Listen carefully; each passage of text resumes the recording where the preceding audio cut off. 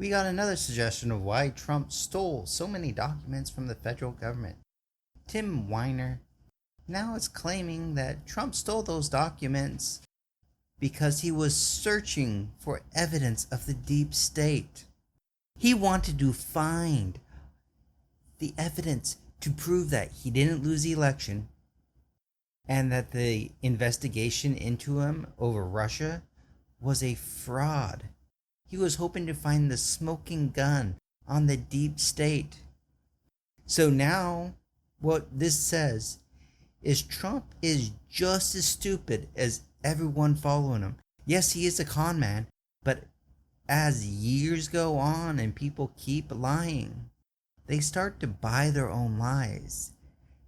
They get so deluded that they can't tell what reality is. That's when Republicans start saying really dumb things. After years of believing the Republican dogma, even those that go into it as a total scam to rip off these brain dead people in the Republican Party, they start to lose their minds as you slip down the rabbit hole and you delude yourself with more stupidity.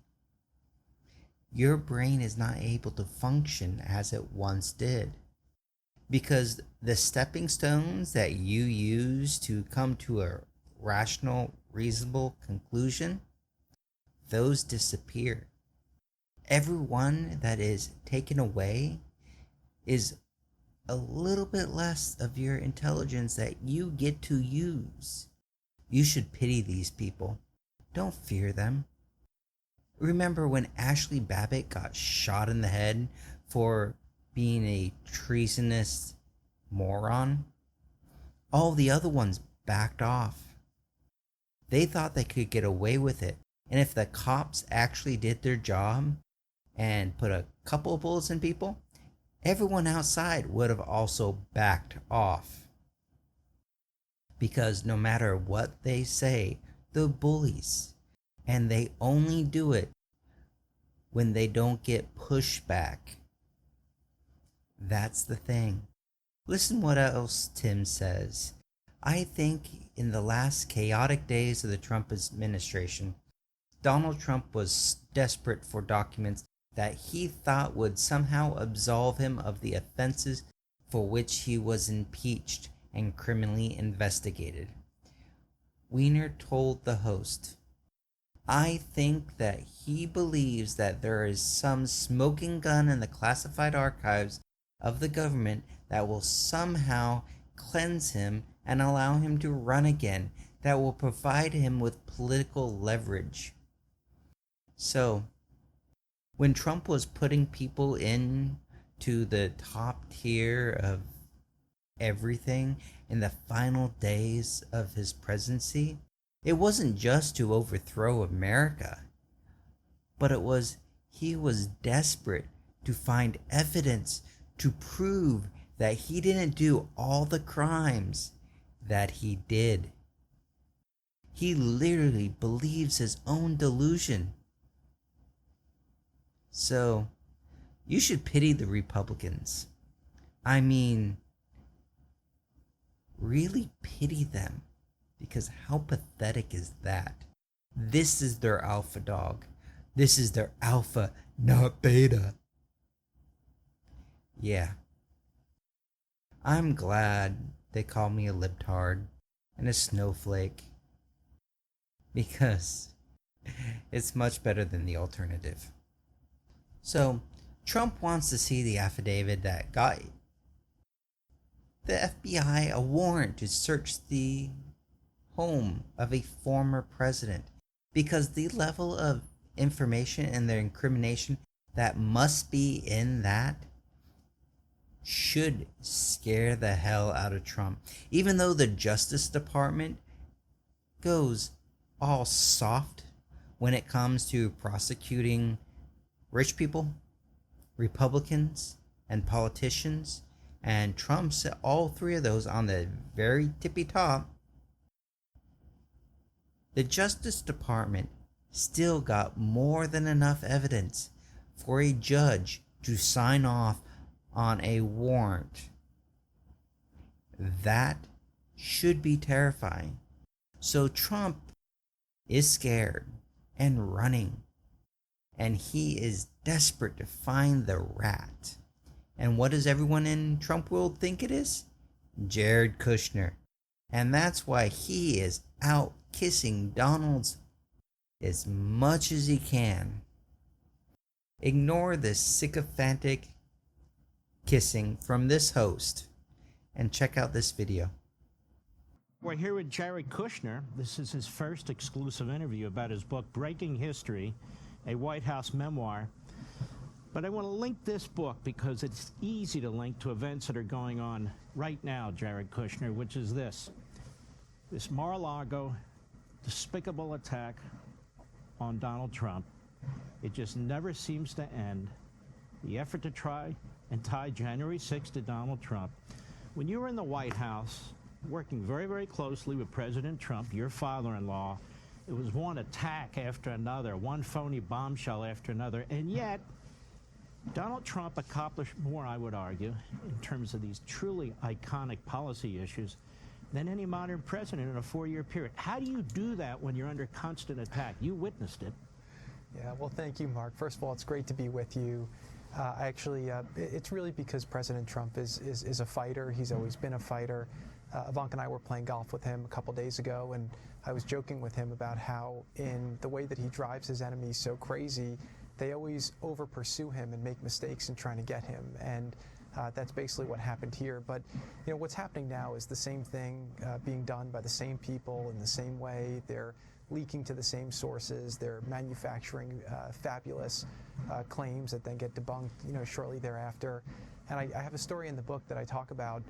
They did this with the Russia investigation. They did this with Ukraine. But I talk about how President Trump was looking over some remarks he was going to make for a very important speech on the Middle East, and he was remarking about all the different things he'd accomplished. And he looks at me and says, Jared, it's the being president part is easy. It's dealing with all of the animals and the crazy investigations that unfortunately takes us away from so many of the things that we want to be getting done. But President Trump did a great job of compartmentalizing everything and really focusing on keeping his promises to the American people. And one thing I'll just add as well is that his fiercest critics really accuse him of breaking norms.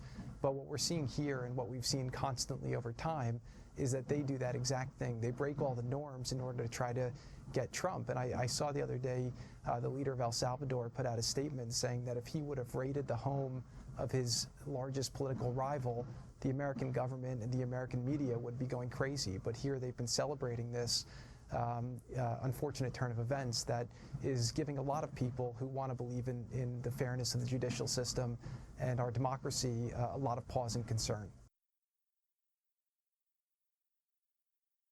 How pathetic is that? They have to always praise Trump. They don't get a mind of their own. They have to do it because that's what this party is. Obedient little slaves, all working to lift those above them up. They can't think for themselves. They can't do anything. They're just pathetic. Marjorie Taylor Greene is one of the most pathetic Republicans that we have. And that's saying quite a bit because we have Ted Cruz with the most punchable face America has ever had. Now, Greene's new idea is banning colleges from being allowed to teach. Not just colleges, medical colleges.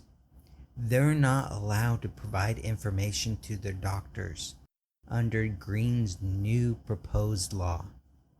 Listen to some of what she thinks should happen. It would make illegal providing gender-affirming care for transgender minors a Class C felony. Bans federal funds, including Medicaid funds, from being used for gender-affirming care for transgender people. Bans medical schools from teaching about gender-affirming care. Stops health care plans under the Affordable Care Act from funding gender affirming care and bans anyone to have found performing gender affirming care from immigrating to the US. It also bans castration and vasectomy, any plastic surgery that feminizes or masculinizes the facial features, and any plastic surgery that placement of fat or artificial implants in the butt. It bans puberty blockers, hormone therapy, and Green says she has 12 Republican co-sponsors. Now, the polling is very clear. The American people think transgender people should have the health care that they need. However, Republicans are running on taking away the fundamental rights of the transgender community because this scares Republicans. And it is another conspiracy theory that Republicans can run on because that is what they need.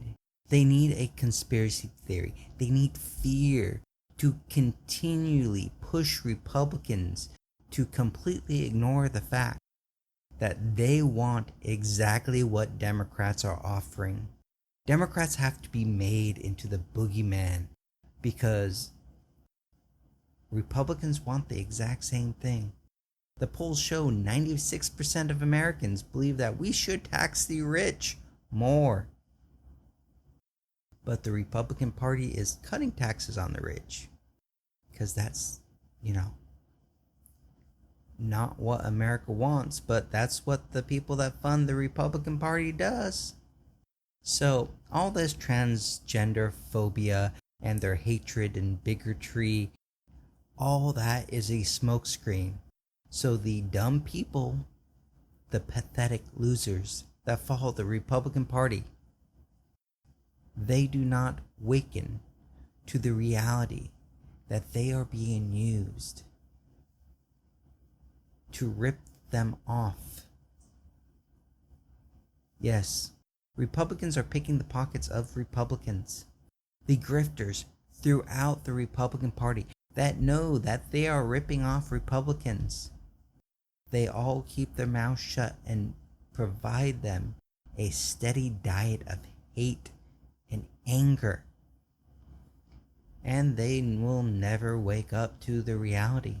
Even the Republicans that have left the Republican Party, it's like, what happened to my Republican Party when we were running against the gays? Or we were talking about the satanic panic in the 80s and 90s. They're all part of the same cult. And there are plenty of people ripping them off. Marjorie Taylor Greene is, I have to admit it, so incredibly stupid. She is a true believer. But she also realizes that she can make a lot of money off these morons. Class C felonies, that's 10 years and a maximum of 25 years in prison. Yes, Marjorie Taylor Greene believes that colleges should not be allowed to teach what they want to teach. This coming from the book-burning Republican Party. Don't let them fool you, and don't let the MSNBCs, Fox Newses, CNN, any of the ones that pretend they're actual news to confuse you. This is what the Republicans want. No one is speaking out against Greene in her party. She has a dozen co-sponsors. Republicans are perfectly good with the bigotry and hate. All they want is power and money. And the Republican Party is just dumb enough to give it to them. So it turns out Donald Trump is Democrats' best friend.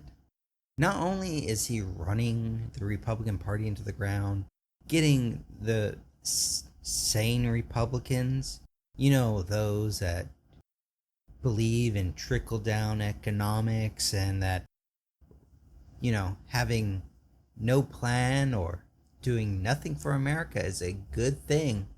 He's removing those with complete and total whack jobs. Those that even the national media will point out are bad candidates. They won't point out that they're racist, bigots, and completely insane and do not deserve any vote whatsoever. Nor will they question why Republicans are still voting for these people that are running an obvious grift on them. No.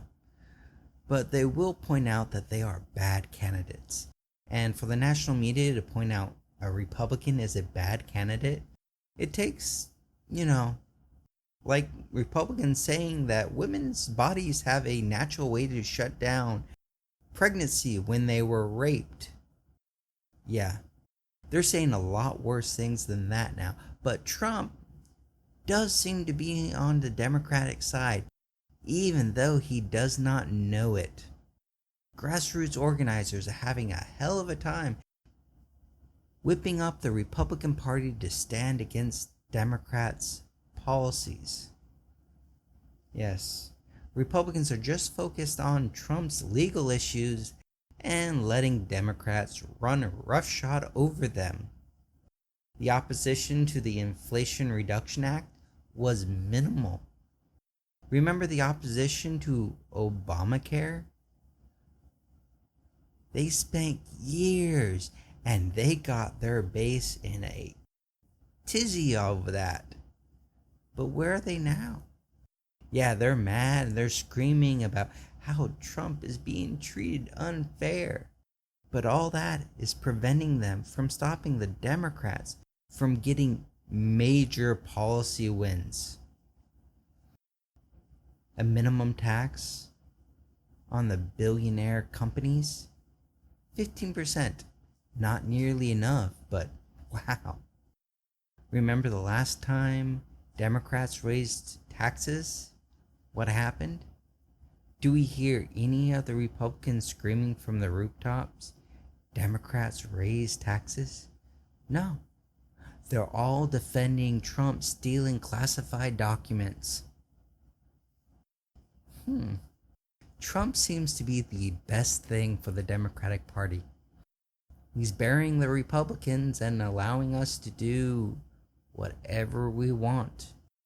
And America is so much better for it. On MSNBC, even Joe Scarborough said that Republicans should be ashamed of themselves pushing these IRS conspiracy theories. It's because Republicans are not together to find anything wrong with what the Democrats are doing right now. And so they press lies. They defend Trump. And we walk straight on through with more things. If we can keep the House and get more seats in the Senate, Joe Manchin's conservative, sold out to corporations, dumb moron won't be an issue anymore. Kyrsten Sinema won't be an issue anymore because we won't need their votes. Yes, Build Back Better can pass. So, get yourself together, get everyone you can, get them out to vote. Because this election can be the difference between Democrats succeeding triumphantly throughout this country and getting things that we've wanted for decades, and Republicans starting investigations of the delusional conspiracy theories and screaming from the high heavens about whatever they think. Yes, those are the two options. I suggest vote and bring everyone else you can. Now, a Republican came out for the right to murder gays again. Now, he said it was totally just to kill gay people. Oklahoma State House running for the House, Scott Isk, when asked, should we execute homosexuals? His response, I think we would be totally in the right to do it. That goes against some parts of libertarianism. I realize that I'm largely libertarian, but ignoring as a national things that are worthy of death is very remiss. Yes, this guy believes that American government should make it legal to murder gay people. And this is what Republicans run on. Don't fool yourself. It's just one Republican down the line. It's not. What Republican has come out and denounced this? Where is the National Party saying this guy is a whack job and we don't support him? The bigotry on trans people will quickly translate into bigotry towards gays. It's only a matter of time. And that time is whenever they get the opportunity. Because even though their base supports trans people having the rights to transgender care, their politicians need to drown up the worst parts of the Republican Party, because that's the only way they win. Getting the worst people in America to vote for them. Now, he goes on to clarify his position, and it does not get any better. He says, what I will tell you right now is that was done in the Old Testament under a law that came directly from God, and in that time I was totally just. It came directly from God. I have no plans to reinstitute that in Oklahoma law. I do have very big moral misgivings about those kinds of sins, and I think those kinds of sins will not do our country any good, and that certainly doesn't do anything to preserve the family. Not for expanding the death penalty for homosexuality, but still denouncing what he views as obscene things homosexuals do. So this is what the Republicans stand for. But the reality is, the Bible doesn't say that. The Bible was badly mistranslated over and over again. That is not in there. That part of stoning was really only in reference to married men that had sex in another religious ceremony with temple prostitutes. But all that doesn't matter. You can go straight to the Bible, where the Bible very clearly, Jesus said, give unto Caesar what is Caesar's, give unto God to God what is God. He was very much in support of the separation of church and state. One would imagine, if he had any idea, that the church and state would come together and crucify him. Did he know that his future? Because he might have been a little biased about Christians, those that preach they know exactly what God wants, deciding what the laws were. But this is nowhere near new for the Republican Party. A party that welcomes former heads of the KKK, Grand Wizard David Duke, into the party. How about Pastor Mark Burns? He lost the primary challenge for a South Carolina House seat, and he also called for the execution of gay people. Yes, This is just who they are. Bigots. Because their little minds can't do anything else. It's pathetic. When taking a look at this video, keep in mind these bigots are emboldened when they see allies, and their allies are out in force in the Republican Party. Marjorie Taylor Greene said that Jewish space lasers were starting the fires in California. QAnon is anti-Semitic. Originally it was known as the Elder Scrolls of Zion, and it is Nazi propaganda. So take a look at this video. Hate-filled anti-Semitic flyers appeared yesterday morning in the small beach town of Brigantine, New Jersey. Residents discovering the flyers with Nazi insignias from a group called the Goyim Defense League, blaming COVID, abortion, inflation, all sorts of other issues on a list of Jewish officials in the White House, Department of Justice, the CIA, the State Department, and media companies led by Jewish owners or executives. Similar flyers were found earlier this month on Long Island, just last week in Raleigh, North Carolina, and this summer in Palm Beach and other places across the country. This comes as the Anti-Defamation League says they've seen an extraordinary rise in anti-Semitic attacks in 2021, more than any time in the group's 43-year history. Joining us now is Jonathan Greenblatt, the CEO of the Anti-Defamation League. Jonathan, this is so disturbing. Why do you see this rise in anti-Semitism now? Andrew, this is indeed an incredibly disturbing incident, but unfortunately it's part of this broader pattern.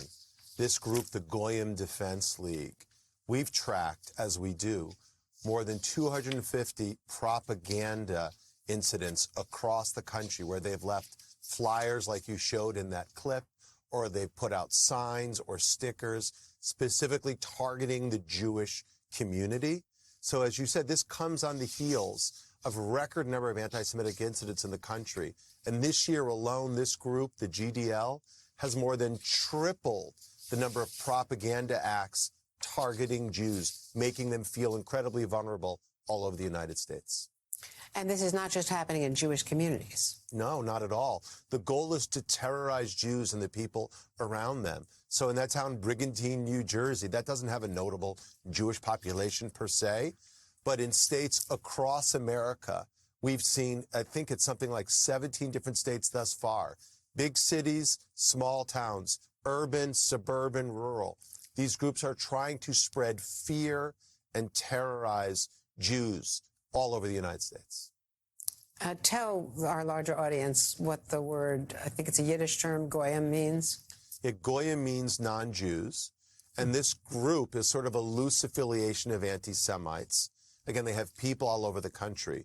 But what they specialize in is spreading noxious, toxic anti-Semitism. I mean, imagine this for a moment. It's a group that's founded purely on the idea of trying to dehumanize and delegitimize Jewish people. And, you know, again, if you just look at the level of anxiety they're creating, people are very concerned. And how do they organize? Is it all online messaging? They organize online, so they use both the private web and the dark web to spread their message and to encourage people to do these kind of flyer drops all over the country. I mean, last year, just to put things in some perspective, we saw more than 4,850 propaganda incidences across the country targeting African Americans, Jews, Asian Americans, etc. But the Goyim Defense League specifically specializes in, again, trying to spread disgusting anti-Semitism. So they're a white supremacist organization with a deeply anti-Semitic agenda. Now, there's another white supremacist website and its leader who affiliated at one point with the Republican candidate for governor of Pennsylvania, Mastriano, was hired, according to FEC terms, as a consultant, and were steering followers and supporters to Mastriano's website until the Philadelphia Inquirer and others, Rachel Maddow on this network, called him out, and he finally disavowed. This is his campaign against Josh Shapiro, the sitting attorney general, the Democrat. That's right. So you're seeing it in elective politics as well. All over the country. So again, you have this guy, Andrew Torba, who runs a social media service called Gab, which is a cesspool of anti-Semitism and hate. And again, as you pointed out, Doug Mastriano, the Republican nominee for governor of Pennsylvania, has used Gab to get out campaign messages, etc. We have a state senator in Oklahoma who's running for office who Carrie Lake just endorsed, the nominee for governor in Arizona. And he says he won't, quote, bow to the Jews. And it said awful anti-Semitic things. And then you have people running right here in the state of New York, where I'm located, saying disgusting kind of anti-Zionist things coming from the political left. It reminds us that anti-Semitism isn't, if you will, the sole property of any political party. It can happen across the spectrum, and all of it should alarm us. Well, Jonathan Greenblatt, thank you so much. And the ADL on its website has, alerts as well as logs of a lot that's been happening on the dark web as well as the web.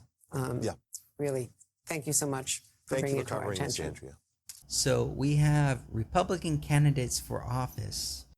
We have Oklahoma Carrie Lake endorsing another anti-Zionist, anti-Jew, hates them beyond anything. But let's talk about his claim. An ADL article is devoted to only going after Democrats. But what did those Democrats do? Let's take a look at it. Nina Turner suggested billionaires of buying elections is wrong. However, when she points out that a Jewish organization donated a whole bunch of money to an election to sway the election, that was anti-Zionist. Pointing out that AIPAC spent heavily to influence an election, that is anti-Zionist. You know who else the ADL has a problem with? Who was anti-Zionist to them? Rabbi David Misvarsher. Yes, a Jew is anti-Zionist. So the reality is the ADL isn't out to get those that are going after Jews. It's specifically there to go after Democrats, because that entire article not once points out any other things. He came on and talked directly about the Republicans saying bigoted stuff against the Jews. And then he just sleight of hand says, oh yeah, the left is also doing that. So no one really owns this. But someone does own it. It's the Republicans. So anytime any Democrat says anything remotely wrong about this issue, they are massively attacked. If you don't support Israel to the hilt, how dare you go after the Jews? But Israel is not the Jews. The ADL isn't defending Jews. Who they're defending is Israel and their right to have a open air prison, to illegally occupy land that isn't theirs. They invaded another country and they're holding on to it. All this, Israel has a right to defend itself. No one has ever said that they don't have a right to defend themselves. So why are they saying that?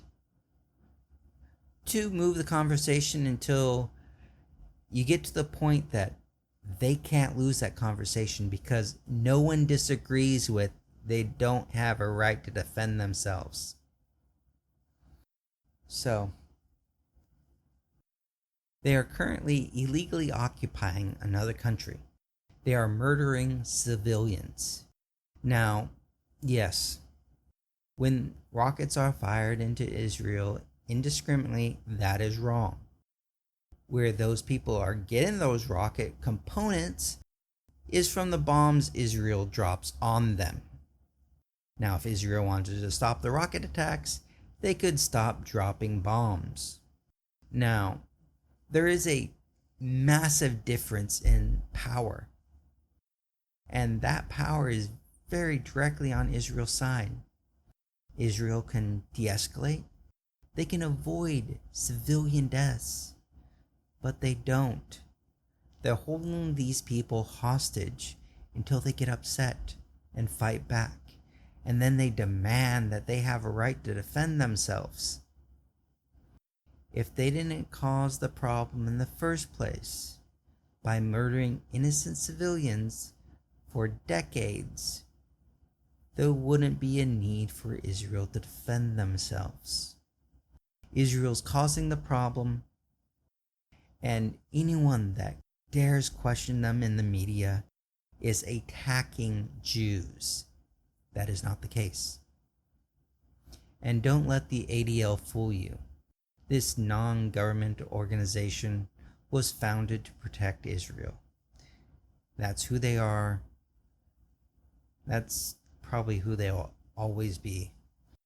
And they will always attack Democrats, not Republicans. Because the reality is, those in power in Israel are much more aligned with the Republicans than they are with the Democrats. Because the Democrats don't think you should be able to, murder innocent civilians, hold them in an open-air prison. So they attack the left and try to pretend that the anti-Jew hatred is the same for Democrats as it is for Republicans.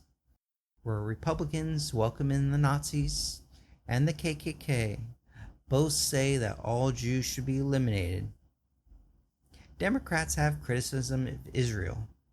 So, in the media, that is both sides have some anti-Zionism. Yeah, kind of pathetic, isn't it? So, TYT has gone over to the dark side. They've been at this way for a while now, with Anna screaming that she's done with the Democrats. There's nothing they can do. Even the squad, even Bernie Sanders, forget them all. It does not matter.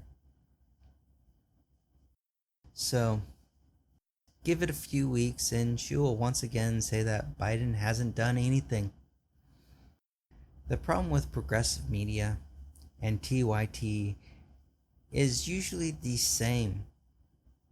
They scream and yell because they haven't got absolutely everything that they want.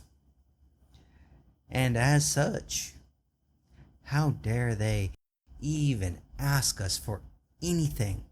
We're not going to do anything for them until they give us everything that we want.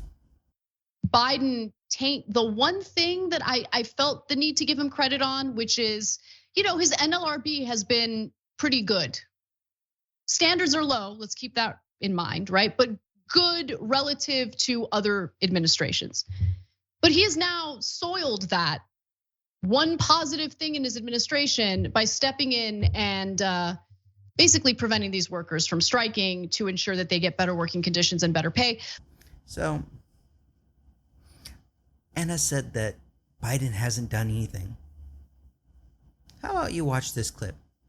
Over the weekend, the Senate managed to pass the so-called Inflation Reduction Act, which includes provisions pertaining to climate change, also some provisions pertaining to tax increases for corporations and the ultra wealthy. And there are provisions in there in regard to health insurance and healthcare in America. For the purposes of this portion of the story, I want to focus on the climate provisions, what the legislation means, and what is likely to happen after the House passes its version of this legislation.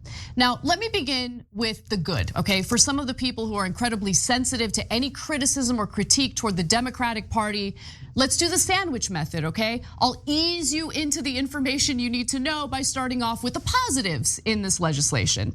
So, according to what we know so far in regard to what the Senate has passed in this bill, the bill would invest nearly $400 billion over 10 years in the tax credits aimed at steering consumers to electric vehicles and prodding electric utilities toward renewable energy sources like wind or solar. That is good.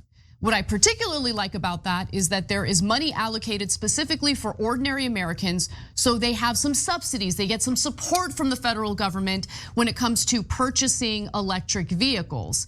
There is a mineral shortage that is incredibly necessary for the batteries of electric vehicles. That is expected to drive up the costs of these vehicles in the next few years, and it is incredibly important that the federal government offers support to ordinary Americans so they're not left, trying to figure out what to do when there's all this pressure to purchase cars that are much better for the environment.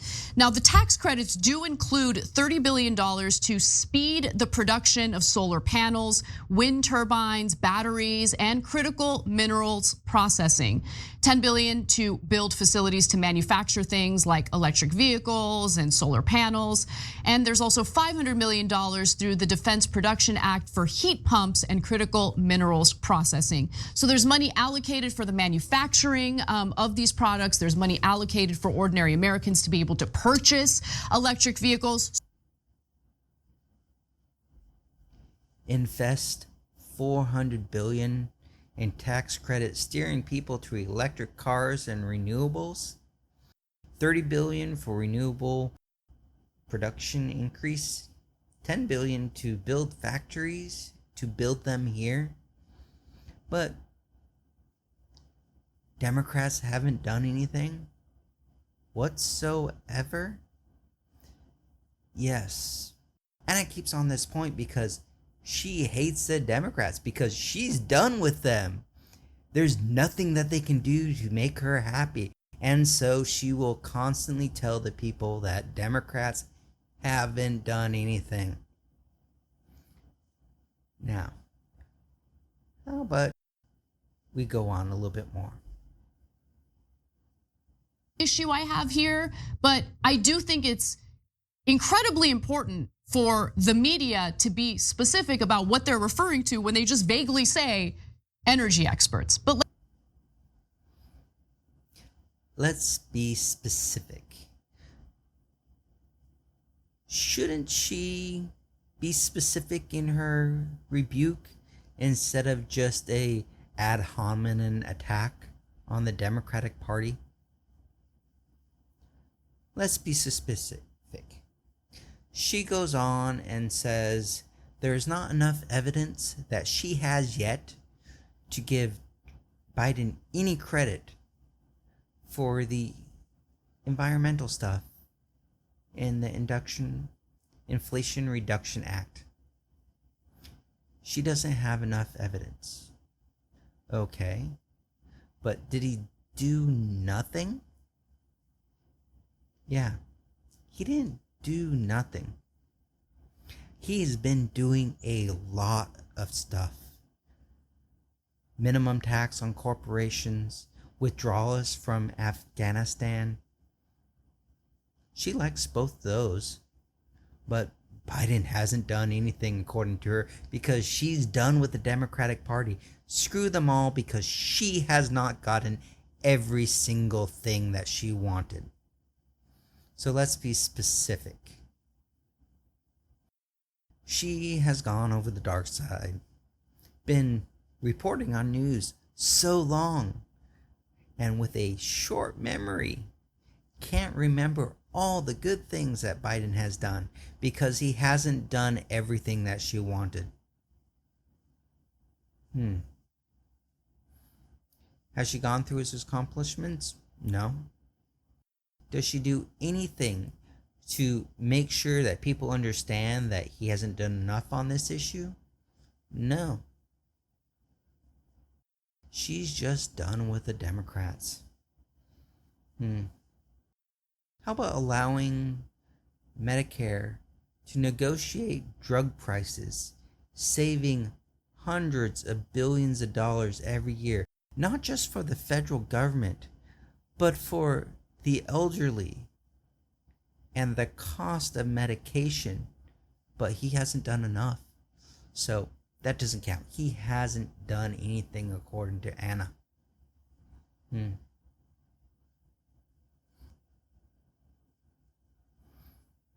Yeah. She'll complain about people like me pointing out her unfair attacks on the Democrats. Because that's what she is actually doing. Blatantly unfair attacks on the Democrats. And she won't listen to people like me because, number one,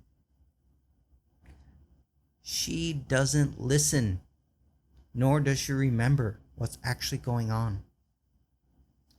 She needs to take a break from this. She's been reporting only bad stories for a long time. She likes to feel bad. But the truth is, Democrats are on a roll. And if we actually had 50 Democratic senators in the Senate, Manchin and Sinema wouldn't matter. We barely have control of the Senate, and we have a handful in the House, and that's it. And Democrats are chalking up win after win, but Anna doesn't want to see it because she's done with the Democrats, and so her little worldview forgets everything else. This is just the cognitive dissonance that Republicans go through when they're proven wrong time and time again. Yep. Sad. But this is who she is now. Let's take a look back at some of the stupidity that people have said, because sometimes you need to see what they have said to determine if you should listen to them at all. So, let's take a look at this clip and wonder what Anna's actually getting at. As tensions continue to escalate between Russia and Ukraine, the United States and NATO have sprung into action, and I would argue not in such a great way, indicating that conflict with Russia might be imminent. Now let's start off with NATO forces and what they're doing, and then we'll get to the United States. NATO said Monday, meaning today, that it would send additional ships and fighter jets to Eastern Europe as Britain ordered some diplomats and their families to leave Ukraine amid growing alarm that Russia may invade as it masses tens of thousands of troops near its border. Okay, so I just want you guys to ask yourselves why they are doing that, because the narrative in the United States is that they're doing it as a way to prepare for an invasion into Ukraine. But I would also ask you to look into the provocations by NATO for quite some time now that might have also persuaded them to protect its borders. I'm not a huge fan of Vladimir Putin. I think that's pretty clear. But I think that we're getting one side of the story here. And one thing that's really important to also look at is the comments coming from Ukraine. Remember, Ukraine is the alleged victim here, right? Ukraine is apparently dealing with a serious threat here. But the comments in some of these stories, which of course are buried in like paragraph 28, tell you something a little different. And I just ask to be detailed in your analysis here. So let me give you more. Members, meaning NATO members, are putting forces on standby and sending additional ships and fighter jets to NATO deployments in Eastern Europe, reinforcing allied deterrence and defense as Russia continues its military buildup in and around Ukraine. All right. So what about the United States? Well, the latest news as we speak about this is that as many as 8,500 US troops have been put on heightened notice for possible deployment to Eastern Europe. Also, US Secretary of Defense Lloyd Austin has issued a warning to essentially prepare for deployment at the direction of President Joe Biden. And this is the latest step that the US has taken to prepare for potential war, a potential Russian invasion. The US is also considering cutting off Russia from, this is considered the nuclear option, no pun intended, cutting off Russia from the global financial system Essentially, the Treasury Department would do that. And if they do that, it's very similar to what happened to Iran. It would be catastrophic for Russia's economy, more importantly, for the people of Russia. Let me give you more. Germany is also considering ending its partnership with Russia by cutting off the Nord Stream 2 pipeline, gas pipeline. So there's a lot at stake for Russia. Again, it could be cut off from the global economy. It could be cut off from this lucrative pipeline deal with Germany. And the way that this is being reported on would have you believe that Russia invading Ukraine is imminent. Like they're preparing, they're gonna do it any day now. But Ukraine has a different take. Now, the United States on Sunday ordered families of diplomats to leave Kiev and ordered non-essential diplomatic staff to also leave. The State Department also cautioned American citizens to consider leaving Ukraine, with US officials warning that an attack could happen at any time. But what's really going on?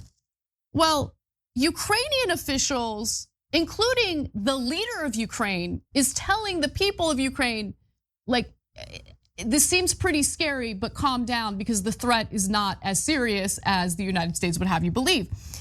In fact, one official from Ukraine says, while we respect the right of foreign states to ensure the security of their diplomatic missions, we consider such steps by the American side to be premature and sign of excess caution. Ukraine Foreign Ministry spokesperson Oleg Nikolenko said in a statement. In fact, there have been no cardinal changes in the security situation recently, he added, noting that the concentration of Russian forces on Ukraine's borders began last April. So he's like, I mean, yeah, I guess the US can do what it wants to do, but like, we don't really see a change in our security. Like why are things escalating all of a sudden? Let me give you more. Now, my take is that the United States has been intentionally crossing what's been referred to as Russia's red line, Putin's red line, and it really has to do with NATO. The heart of this conflict, I mean, the media in the United States would have you believe that it's all about Russia wanting to invade Ukraine. But Russia has been increasingly frustrated with the United States and with NATO. And its red line is the possibility of Ukraine joining NATO. They don't want that. They see that as a provocation. That gets left out of the conversation. And if you look at the history of the United States and its relationship to Russia, this has been a point of conflict for a long time. In fact, the United States has reneged on its promises to avoid expanding NATO. Russia threatening war because NATO is threatening them? Is Russia threatening war against NATO? No. Russia is threatening war against another country because they say NATO is a threat to them. But Anna, is it ever okay to threaten war to get what you want? Is that what you think? Is that your policy? It's okay to threaten war because you feel threatened?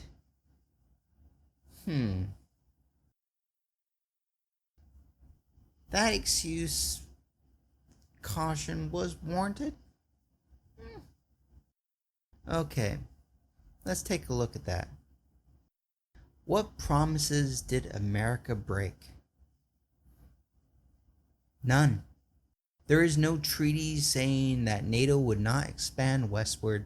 There's also no written down agreement saying that Russia has a right to veto any country entering into NATO. There is none. Boris Yeltsin wrote in 1993 a letter to US President Bill Clinton at that time. Any possible integration of East European countries into NATO will not automatically lead to the alliance somehow turning against Russia. The Russian claim that NATO said it would not expand eastward is not based on any reality or historic fact. Anna has just taken Russia's word without looking it up. Now, there are plenty of people that say it, but when you drill down into where it comes from, it was never agreed to. There's no treaty. Now, there are people that said some of the people that were working on the treaty mentioned that, but it wasn't put into the final. When you're negotiating, you offer things, and if they don't want it or care about it, which they didn't because they didn't demand it was put into the treaty, it's not a promise. It's not something you give people. When you're negotiating, you don't give them everything that you said that you might give them if they agree to this. You would give them what they agreed to. So NATO is not bound to not expand. NATO is not bound to not expand to every single country encircling Russia.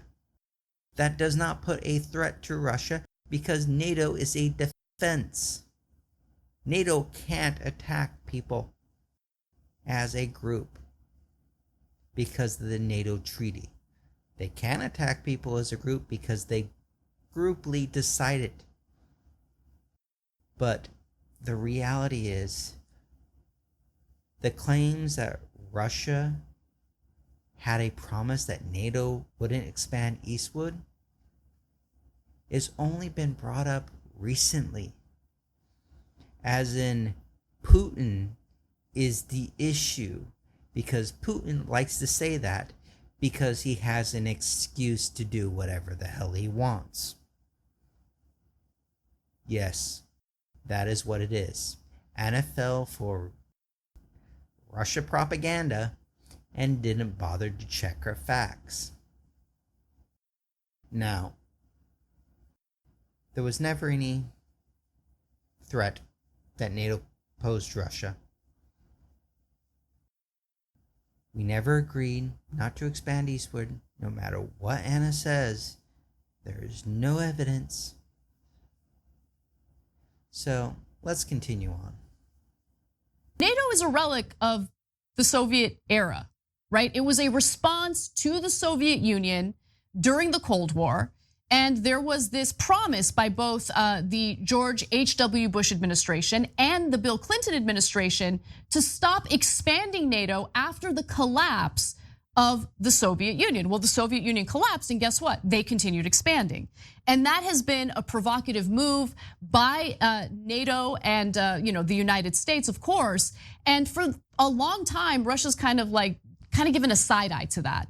But the possibility of Ukraine joining NATO is seen as more provocative because NATO shares a border with, Ukraine shares a border with Russia.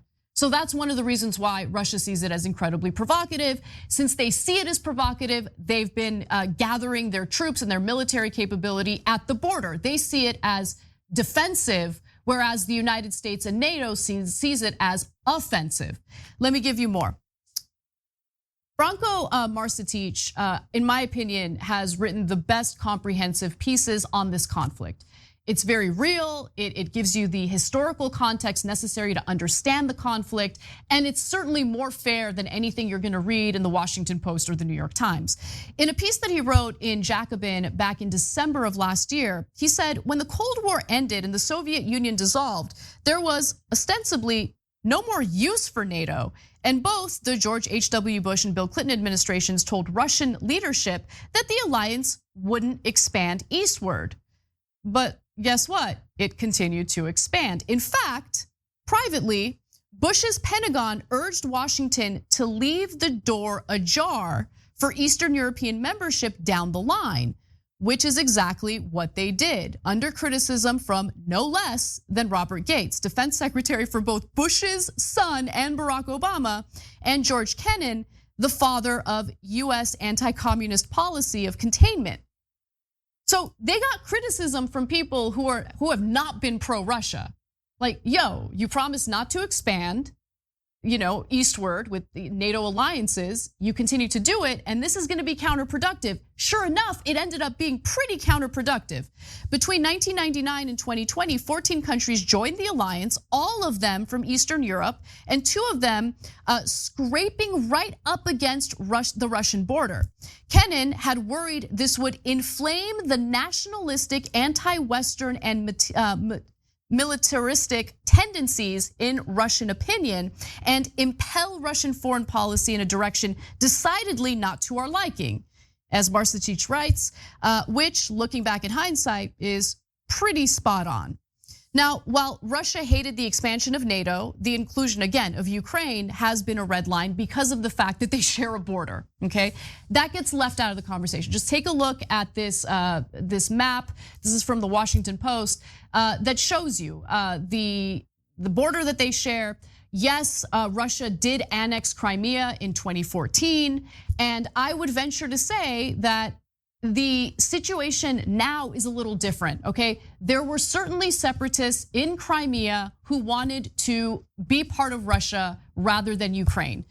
People disagree with what Russia did. I think that there's valid, that's a valid thought. But right now, we need to also consider what Russia stands to lose if it invaded Ukraine. It stands to lose a lot. Its economy is in shambles already. You have the United States already, implementing all sorts of sanctions against Russia. They want to take it a step further with the possible nuclear option of cutting Russia off from the global economy, which would mean that it would be in the same state that Iran is in, which is a complete and utter disaster. Again, the people of Iran are really suffering. They're bearing the brunt of US aggression toward the country, and the same will be true of Russia if Russia does really show any real evidence of wanting to invade Ukraine. It's America's fault because Russia said so? Really? Don't listen to anything the United States has because she is jaded as can be. But, a dictator ruling over his people and murdering all of his opponents? Yes, believe that, but not, the US government, because, the US government has lied before, so dictator first. They wonder why politicians don't come on their show. I wonder why. America gets kicked in the teeth. Democrats get kicked in the teeth, and then TYT bitches and moans that why won't the Democrat establishment come and see us because we just hate on them 24 hours a day. We occasionally give them a little bit of credit for all that they do, but not much. The sanctions on Russia, they were in response to attacking Crimea, attacking American soldiers with mercenaries. That's questionable. There are some people that say that didn't happen, like Russia. And Anna Muskie, both sides. Well, not equal time because she bought Russia's propaganda about, they had a promise. We promised them. Oh. See, aggression can't be met with appeasement because when you do that, dictators, authoritarians just push forward. Appeasement to them says that they're allowed to do it. So yes, America should supply Ukraine with the weapons to defend themselves. Not just the weapons we already gave them, but about 10 times as much. We are worried that Russia will drop a nuclear weapon. That is true. But if Russia wasn't a nuclear force, Russia would have already been pushed back into their own country and the war would have been over. Because the United States would have provided Ukraine with the necessary weapons to have done that already. Putin is getting the soft treatment because of his psychological issues. He believes that there is a massive conspiracy around the world that's out to get him. And so we have to go in soft. Now the question is NATO to blame for Russia's seizing of Crimea? How about their war in Georgia? Was those also NATO's fault? Again, you can argue, and I would say that this is actually the case, that Russia is responding to NATO aggression by getting its troops ready at the border because they're concerned about Ukraine getting military weaponry from the United States, joining NATO, which they see as a provocation. Everything the US has done, everything that NATO has done, has not really helped. It's only escalated the situation. Rather than approach this in possible diplomatic ways, everything the US has done has actually been pretty aggressive.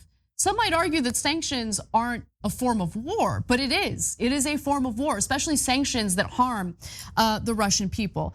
So we're also, by the way, this is important, meddling in Russian elections, which is an important point that gets left out of all the reporting you see on this situation. And it should be an important point to bring up considering we spent so much time reporting on and showing concern for Russian meddling in the US election. In May of 2021, US officials were tricked into admitting on camera that they have a very, very active program throughout Russia and were targeting the country's legislative elections, meaning this political meddling is still going on. So the way, again, that this is being reported makes it seem like Russia bad, US and NATO good. But that's not the case. It's way more nuanced than that. And the aggression by the United States and NATO is worth noting because that's how you understand some of the decisions that are being made by the Kremlin. Nuance is completely lost on this one. How does Ukraine have anything to do with this when they weren't going to join NATO? There was no plans for them to join NATO. NATO wasn't saying it. Ukraine might have wanted it, but probably lots of people want things that they're never going to have. Russia wanted to take over Ukraine. That's it. Russia lost its puppet in Ukraine, and now they want Ukraine back. That's it. There's no nuance here. There's no, if NATO didn't expand, it wouldn't have provoked Russia to attack a completely unrelated country. No. Putin lost its little dictatorship that they had, and now they want it back. It's quite cut and dry when you actually look at the facts, even back then. We should also be concerned about war with two nuclear countries here, right? Washington and Moscow alone own around 90% of the world's nuclear warheads, or a little more than 8,000 stockpiled between them, with around 2,000 of them on high operational alert. This is more than enough to annihilate each other and human civilization as a whole. Kind of relevant to the discussion, no?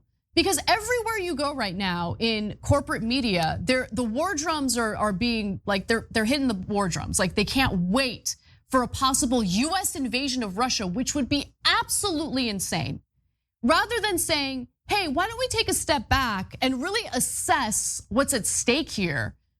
We're putting 8,500 US troops on alert for possible deployment to Eastern Europe. How is that a smart idea? It's really incredible stuff. And just to give you one example of one of the doofuses in corporate media that's beating the war drums, we've got Joe Scarborough, who tweeted, "The Russians see our retreat from Afghanistan as a green light to invade Ukraine. China sees American passivity toward Ukraine as a green light to invade Taiwan. Regardless of the US's ultimate position, this is the reality the White House faces." I'll give her this. Joe Scarborough shouldn't be taken seriously about anything. He's a former Republican member of the House. Complete idiot. Didn't see Republicans' blatant racism when he was in the party. Supported Donald Trump when he was running for office, telling how Donald Trump is running circles around the media. Yeah, actually all he was doing is blatantly lying, and the media just jumping from one of his scandals to the next one without pointing out that he was completely unqualified in everything that they said about him, because he was. Republicans are going to run around the media because the media has been conditioned that any criticism of Republicans is being too harsh on them. Now, when the media says they need to give equal treatment, what they really mean is they need to give both platforms an equal footing. But when one party is completely delusional, full of conspiracy theories, that equal footing is a couple flights of stairs, an elevator, and them handicapping Democrats by bashing them in the kneecaps over and over again. So, Anna's right about that one point. The options. See, she doesn't think about the options. Nuance. What were the options? We told Russia that NATO was not going to expand to Ukraine because NATO couldn't expand to Ukraine because Ukraine had a dispute on their border already. So they couldn't expand to Ukraine until the Crimea was settled. So, nuance? We could have begged Russia not to attack, which we did. We could do absolutely nothing whatsoever, and Russia would have attacked. We could have apologized for putting sanctions on them when they did a chemical attack in another country to murder people they didn't like. What exactly is Anna wanting here? America to do absolutely nothing and be blamed when something goes wrong.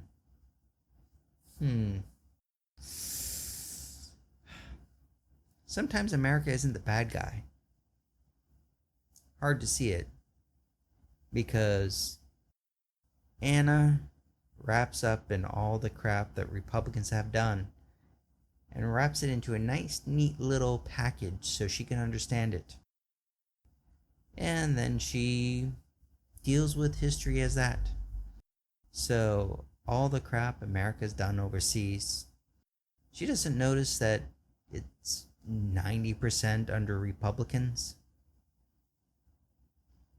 But she just sees it as wrong. It's sad. Alright, now if you like those videos, help me make more. Like, subscribe down below. Or you can go to my Patreon page and help support us. Or if you really want to help stop global warming, down below there's a power pipe that could end global warming in the next decade.